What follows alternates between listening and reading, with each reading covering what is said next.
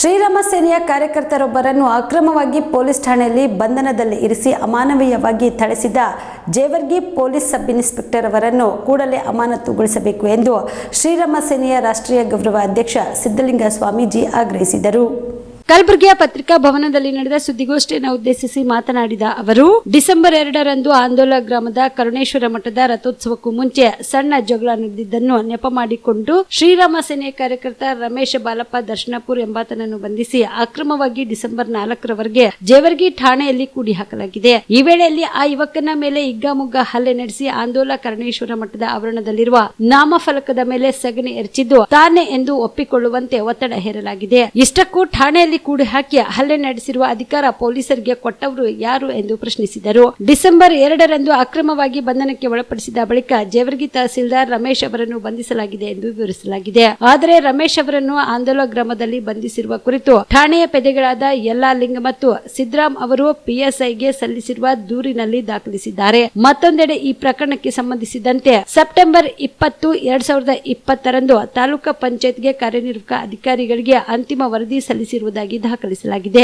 Arrest ಮಾಡುವುದಕ್ಕಿಂತಲೂ ಮುಂಚಿನ 1 ವರ್ಷ ಹಿಂದೆಯೇ ತನಿಖೆ ಪೂರ್ಣಗೊಂಡಿದೆ ಎಂದರೆ ಏನರ್ಥ ಎಂದು ಅಚ್ಚರಿ ವ್ಯಕ್ತಪಡಿಸಿದರು. ಹಿಂದೂ ಸಂಘಟನೆಗಳ ಕಾರ್ಯಕರ್ತರನ್ನು ಬಂಧಿಸಿ ಭಯದ ವಾತಾವರಣ ಸೃಷ್ಟಿಸುವ ಕೆಲಸವನ್ನು ಜೇವರ್ಗಿ ಪೊಲೀಸರು ಮಾಡುತ್ತಿದ್ದಾರೆ ಎಂದು ದೂರಿದರು.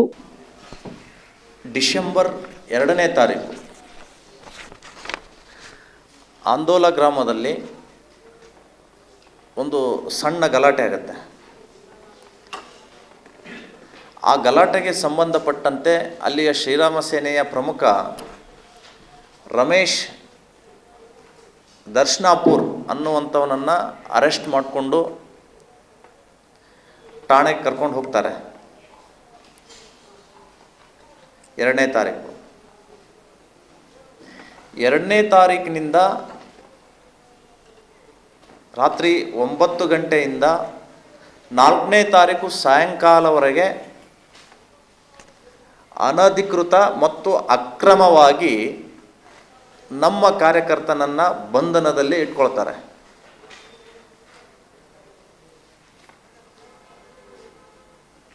ನಾಲ್ಕನೇ ತಾರೀಕು ಆಂದೋಲ ಬೀಟ್ PC ಯಲ್ಲಾಲಿಂಗ್ ಅನ್ನೋರು ಜೇವರ್ಗಿ ಠಾಣೆಯ ಠಾಣಾಧಿಕಾರಿ PSI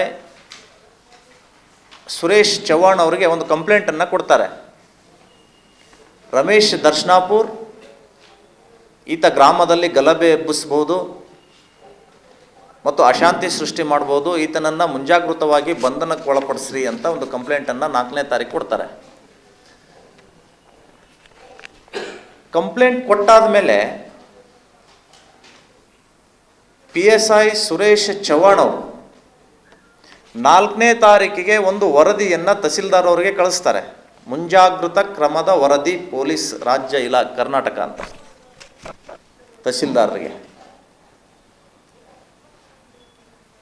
ಆಶ್ಚರ್ಯ ಅಂದರೆ ತಾವು ತಮ್ಮ ಕಡೆ ಇರುವಂತಹ ಮುಂಜಾಗೃತ ವರದಿ ಪ್ರತಿಯಲ್ಲಿ ನೋಡಬಹುದು. ಸುಬೇದಾರ್ ಕೇರ್ ಆಸ್ಪತ್ರೆ ಕಲಬುರಗಿ ನಗರದ ಸೇಡಂ ರಸ್ತೆಯಲ್ಲಿರುವ ಟ್ರಾಮಾ ಎಮರ್ಜೆನ್ಸಿ 24x7 ಸೇವೆ ಲಭ್ಯ. ಅನುಭವಿ ವೈದ್ಯರ ತಂಡದೊಂದಿಗೆ gynaecology, general surgery, general medicine, paediatric, orthopaedic, ENT, laparoscopy surgery, paediatric surgery, neuro surgery, urology, plastic surgery, cardiology, neurology, gastrology, oral and maxillofacial surgery, arthroscopy, keyhole surgery of joint ಸೇರಿದಂತೆ trauma, NICU, ICU, obstetric ICU ಸೌಲಭ್ಯದೊಂದಿಗೆ ಚಿಕಿತ್ಸೆ ನೀಡಲಾಗುವುದು. ಸುಬೇದಾರ್ care ಆಸ್ಪತ್ರೆಯಲ್ಲಿ ದಿನದ 24 ಗಂಟೆ emergency ಚಿಕಿತ್ಸೆ ನೀಡಲಾಗುವುದು. ಹೆಚ್ಚಿನ ಮಾಹಿತಿಗಾಗಿ ಸಂಪರ್ಕಿಸಿ ಸುಬೇದಾರ್ ಕೇರ್ ಆಸ್ಪತ್ರೆ, ಇನ್ಕಮ್ ಟ್ಯಾಕ್ಸ್ ಆಫೀಸ್ ಎದುರುಗಡೆಗೆ, ಸೇಡಂ ರಸ್ತೆ, ಕಲಬುರಗಿ. Mobile number 9483517777.